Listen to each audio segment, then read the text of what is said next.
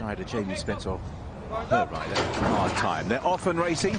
Moorlam did just miss the start slightly, but only by a length or so, as early on Mr. Lightside is one of those prominent on the left-hand side. Again, a breakaway group of 3. Tropical Storm towards the right in company with King's Call, and completing that group, Make Haste. The quartet up the centre, led by Mr. Lightside, Zaya, and they now moving over to join the far side group. They include Magnum Force and Moorlam. That just leaves Big Mojo slightly isolated on the left-hand group with Aesterius and Ain't Nobody. At the moment, Tropical Storm leads the field in company with Mr. Lightside, Zaya, then King's Call and Make Haste. Near side Aesterius in company with Big Mojo. Magnum Force right in the centre in the two-tone blue as they're fanned across the course with a furlong and a half to go. Tropical Storm right-hand side, Magnum Force with Big Mojo, Mr. Lightside, Zaya and King's Call, and Aesterius is still here as well. Aesterius on the near side with Big Mojo. These two now just forge on. Big Mojo wandering around under pressure. Aesterius on the near side, just narrowly in front from Big Mojo. Aesterius tripling as well. Aesterius, Big Mojo, Magnum Force, Tropical Storm, Ain't Nobody, Mr. Lightside and Zaya, then King's Call, Moorlam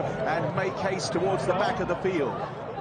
Aesterius 7-2 win for James Doyle and Archie Watson, and he, the son of Memas, just held off Big Mojo. They had a good battle, both just edged to the left. Don't think there was ever any interference between them, but they both edged towards the far side. But Aesterius, if anything, was going away at the line. Magnum Force in third. The Wake for a Joe Lions winner since the Ebor in 2019 in this country continues, but ran well. And then on the far side, Tropical Storm, who did best of that little breakaway group. In the end, this time, it was the 3 on the stand side that produced the first 2, and Aesterius makes it win number 4 and wins the Flying Children's.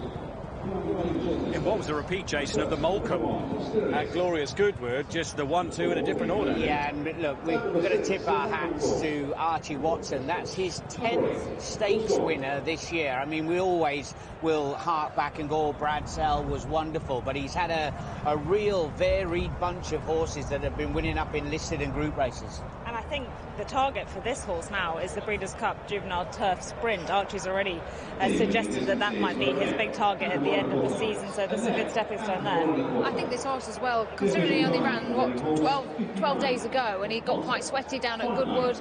He's always kind of looked like he's a bit gassy, but he was really relaxed today. He's taken his racing really, really well, and he is so tough. He's got a great attitude. And of course, here from the start, Jason, Moorlam upsetting the stalls, slowly away, never in it. Yeah, well, having said that, you know, she is going to be a hold-up performer anyway, but that you are sluggish away, and then you're fighting an uphill battle. Uphill battle. Richard Brown will be pleased with that one in the Wafdan team, obviously. Yeah, very much so. This one was a breeze up, what, 380,000, and he's now had, what, 6 starts and still not done yet for the season, so that's a good return on your investment. I love the way he relaxed today through his races, and as I said, he didn't turn a hair in the prelims, and he looked like he's kind of really starting to grow up now. He's really tough in a finish. Yeah, I think he's a nice, tough lad.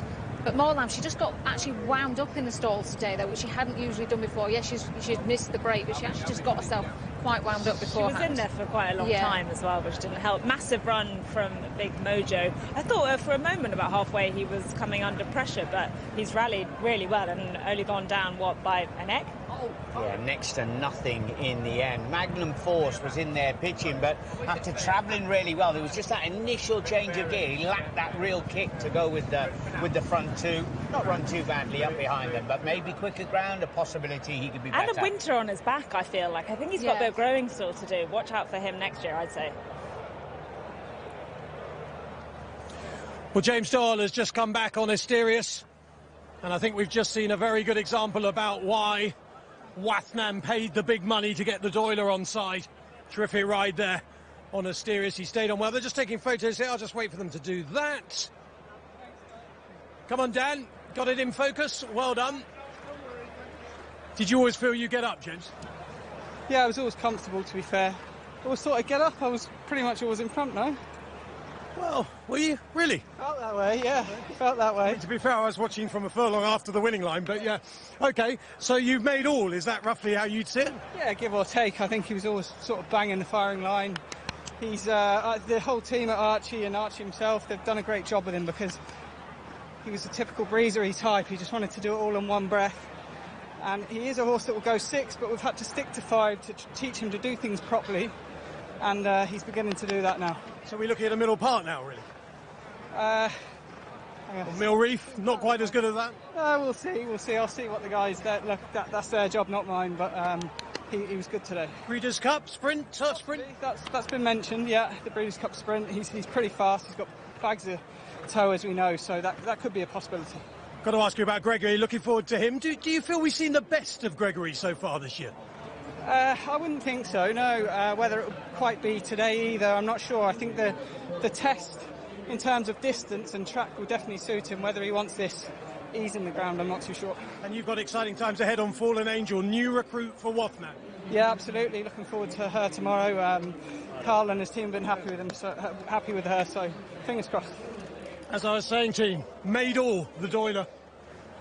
And Matt, I might throw another race in the mix as a possibility for this horse. What about the Abbey at Longchamp on Arc Day? And the reason I say that is because Archie Watson, who's greeting his winner there in a suit with his hands on his hips, won this in 2018 with Soldier's Call, and then went to France with the 2-year-old, took him on in the Abbey, and I think he came third. He ran really well that day, so I just wonder if Archie might consider a similar path for this horse, but he's got plenty of options. Plenty of options, and as James said, you know, he could get 6 furlongs, and I think the same of Big Mojo as well. I think he'd get 6 furlongs. I know they have tried it, but I think next year, when they're a bit physically stronger, that 6 furlongs could very well be within their reach. So yeah, exciting times ahead. Let's look forward to. Probably the best 2-year-old race we'll see today. The Carlsberg Danish Pilsner Flying Childers, won by Aesterius at 7-2. Big Mojo second at 100-30. Magnum